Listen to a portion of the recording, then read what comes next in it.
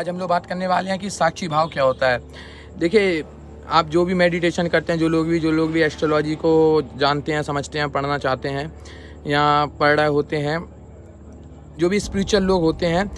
उन्होंने हमेशा कभी ना कभी साक्षी भाव के बारे में सुना होगा। साक्षी भाव क्या होता है?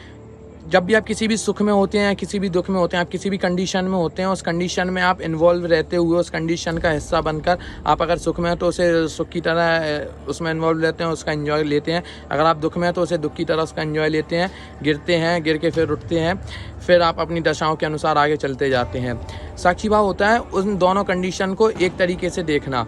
दोनों कंडीशन में साक्षी भाव रखना कि घटना घट रही है, घटना का इन्वॉल्वमेंट हो रहा है, लेकिन उसमें मैं नहीं है, चीज़ें नश्वर हैं, चीज़ें परिवर्तित होती हैं, आज नहीं कल फिर परिवर्तित हो जाएंगी, क्योंकि आपके दशाओं का पैटर्न इसी तरीके से काम करता है। कभी किसी ग्रह की कुछ सालों के लिए दशा आती है, उसके बाद अगले ग्रह की अगले सालों के लिए दशा आती है। एक पर्टिकुलर महादशा या अंतरदशा आपको उतने टाइम के लिए, जितने समय वो दशा रहेगी, आपको अलग तरीके के रिजल्ट दे रही होती है, और जैसी वो दशा स्विच होती है, अगले लेवल पर जाती है, तो वो आपको एकदम से अच्छे या बुरे सडन मतलब चीज़ें चेंजेस हो जाती हैं दशा के आते ही साथ।